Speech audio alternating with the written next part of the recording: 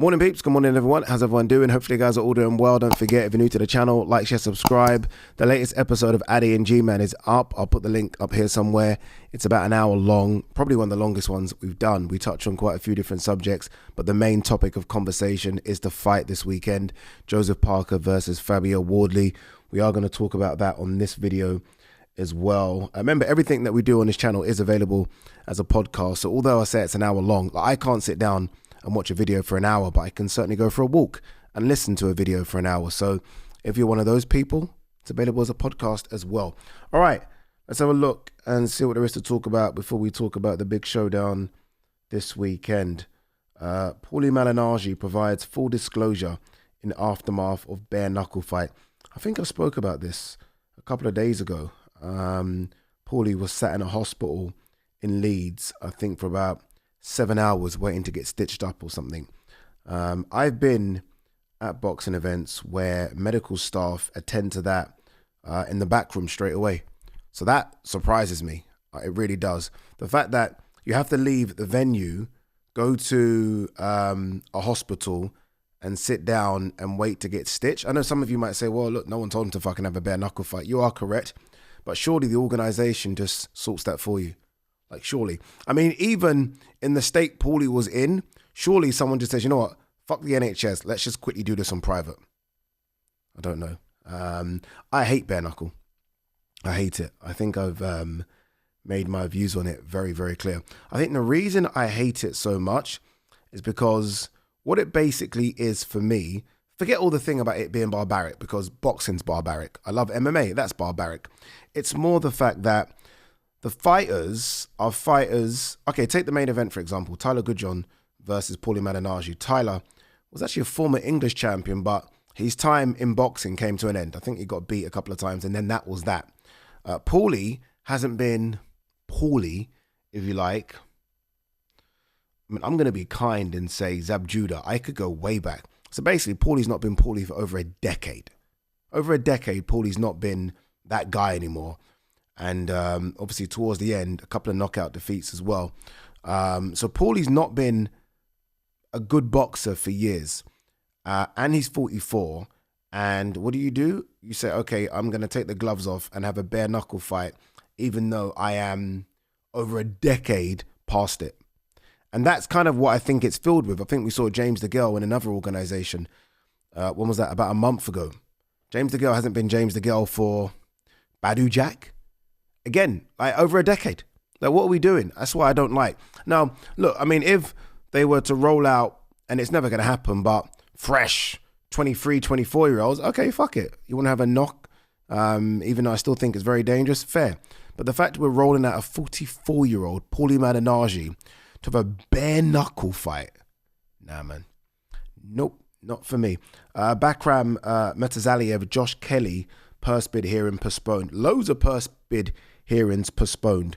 It's obviously a case of these guys want to agree something privately, or maybe the purse bid, a bit like the Chris Billum Smith one, was so low they're like, well, we're not fighting for this. Now, what's the point? I'm not going to fight you for this. I want to see Josh Kelly in a big one.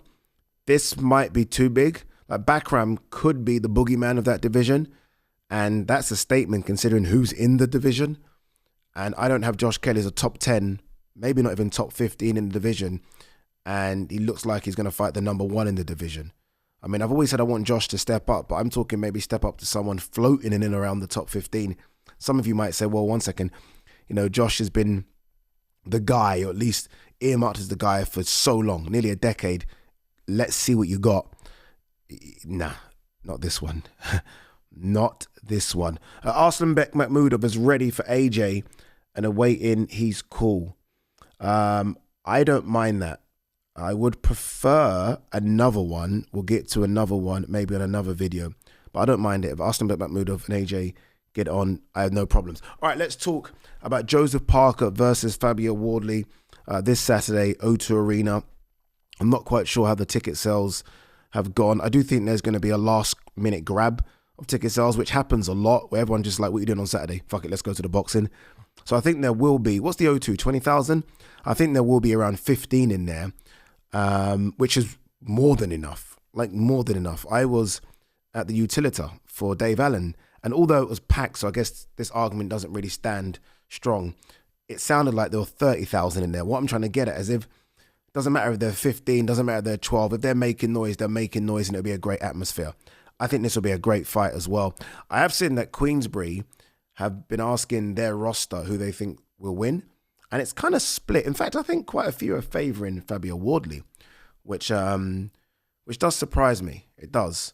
I mean, I think Fabio is dangerous. I think he is violent, and he likes the violence, which is mad. But Joseph Parker is still, again, at worst, the third best heavyweight in the world. At worst. Joseph Parker's resume is incredible. Joseph Parker's been through the grind. He's seen the ups, he's seen the downs, he's seen the highs, he's seen the lows. That's experience. Like, Joseph Parker's got so much experience.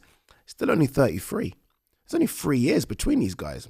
3 years between these guys. You'd think there's so much more. But look, I think you have to favour Joseph Parker. Like, you have to. As soon as this fight was announced, you're like, okay, 1 second. Joseph Parker's there and Fabio's there. 2 top 10 guys, don't get me wrong. But you have to favour Joseph Parker. He's been in there with punches. He's been in there with brawlers. Basically, he's seen every single style you can see, really. Boxers, he's been in there with everyone. And some he's won, some he's lost. But this Joseph Parker right now under Andy Lee is very, very good. Like, he's very good. So look, I'm going to favour Joseph. What we don't know, and only the fighters and their camps will know, is how training camp's been. You just don't know. Like, most fighters don't get through training camp without some sort of problems. Like, you speak to fighters after, and fighters will tell you the training camp's the hardest thing. Like, they just want to get to fight night. So we have no idea if someone's been knocked down. We have no idea if someone's been hurt, which happens when heavyweights are in training camp. I mean, they're sparring guys that are fucking ready to go. So, yeah, I do favour Joseph. I think it's more 65-35. I give Fabio a hell of a chance, because that power's real. Do you know what I mean? That like, you look at the people that he's dropped, he's knocking people clean out. Like, people that, I mean, we saw Hrgovic go to war with Adelaide, and in the end, Hrgovic separated himself, but Hrgovic was landing some big shots and couldn't put Adelaide away. Put him down, but couldn't put him away. Fabio put him away. I know Adelaide tried to get up, but Fabio put him away. We saw what he done to Fraser Clark, and I know I keep speaking about that, but that's probably one of the most violent knockouts I've ever seen. Ever. When you actually see someone's face disfigured. You can even go back a bit further. Nathan Gorman, obviously Justice Hooney, but this guy has serious power.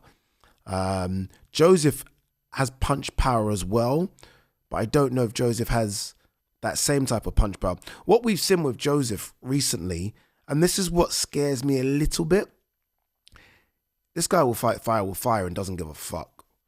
Like, where we're thinking, okay, Fabio's dangerous and Fabio's going to be really dangerous early, Joseph will close that gap and not care about what's coming back. You go and watch the Deontay Wilder fight.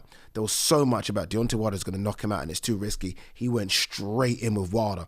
Zhili Zhang went straight in, and that wasn't good. Obviously, he got knocked down a couple of times, but got up. He doesn't care about fighting in the phone booth, if you like, and that could be dangerous. But I think that's what he's got to do, because obviously Fabio on the back foot is never going to be as good as Fabio on the front foot, because Fabio hasn't got the experience as others have to be able to be fight on the back foot, although he will swing for the fences on the back foot. But you do want to get Fabio going backwards. You don't want to get Fabio going forwards. You don't really want that. So Joseph's got to try and push him back. And in pushing him back, he's getting into Fabio's wheelhouse, which makes it very, very intriguing. 2 very good corners, Andy Lee in one side, Ben Davis and Lee Wiley in the other side. This is Andy Lee's biggest charge. I mean, Andy Lee's got a great camp, Ben Whittaker, Paddy Donovan, Hamza Shiraz, but Joseph Parker's his biggest charge, and he's already coming off a defeat with his other biggest charge in Paddy Donovan. So a little bit of pressure on Andy Lee. Paddy was a favourite against Lewis Crocker, and Joseph's a favourite. So a little bit of pressure. But yeah, very intrigued to see how this plays out. Obviously, Alexander Usyk, he's going to continue until he's 41. So, you know, if you're the winner of this, and hopefully Usyk's ringside, I don't know if I'm doing the interview in the ring, but obviously if I do, I mean, after I get through, you know, trainer and manager and Frank, I'm looking for USYK, and hopefully USYK comes into the ring and does a face-off. Like, if I'm Joseph, not so much Fabio, because Fabio's not really been chasing USYK, has he? But Joseph kind of has in the last couple of years. If I'm Joseph, I make a beeline for USYK. Like, forget this nice stuff, forget this nice guy thing, forget all that shit. That doesn't get you fights. If I'm Joseph Parker and I win and I see USYK, obviously I'll try and hold on to the mic so he doesn't grab it off me. I go where USYK is and I fucking make a beeline for him. And I scream and I shout and I goad. It's not really his character, but it is what it is. Remember when Tony Bellew did it for David Haye? Remember when Tony Bellew beat BJ Flores? He saw David Haye and went straight for him. 8 months later, he's fighting David Haye and he's getting paid the biggest check he's ever been paid. And it kind of took Tony Bellew to there. So sometimes you got to do it, man. You got to do it. 1 second. What else have we got? Kell Brook to fight Issa Aldar in Ricky Hatton tribute. Kell Brook, 39, one of my favorite British fighters of all time. I mean, just to hear the All of the Lights song once more is going to get me really excited.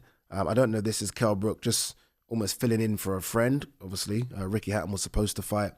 Or it's Kell Brook saying, we might try and roll the dice and come back. I hope it's not the latter. I hope it's just a case of filling in for Ricky.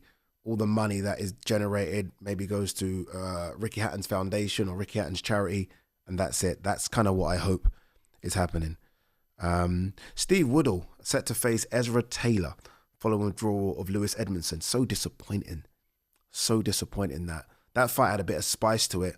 And those are two guys that are most definitely sort of top 10 light heavyweights in the country. And the winner, who knows, Ben Whittaker, who knows, Lyndon Arthur, there's a Zach Parker, Joshua Boatsy fight. The winner really would have gone on to something big. Steve Woodall, by the way, if in shape, how much shape can you be in? No mug. No mug. Beat Lerone Richards, I believe. I think he knocked out Lerone Richards. I think obviously that would have been at super middle, but I mean, he's been waiting. I think he then lost after. Let me just bring up Box Rec and check. Yeah, knocked out Lerone Richards, but then got stopped by Callum Simpson. Okay. So got stopped by Callum Simpson. Had a fight after that against a guy called Marcelo Votsky. A nobody, basically. No disrespect. 11 wins, 30 defeats. That one went to points, won every single round. And this is his first fight back since then. So this is his third fight this year. Not mad at that. He's even got another fight scheduled for the 8th of November. I don't know if that one happens if he gets knocked out in this, but that's not a bad replacement. Again, the good thing about that is because he had a fight scheduled the 8th of November, he's in shape. He's in shape. And he's a 168 guy, really. So I think that's a very good replacement on short notice. All right, guys, girls, what are your thoughts on this? Predictions, let me know. And we'll see you in the other one. Peace.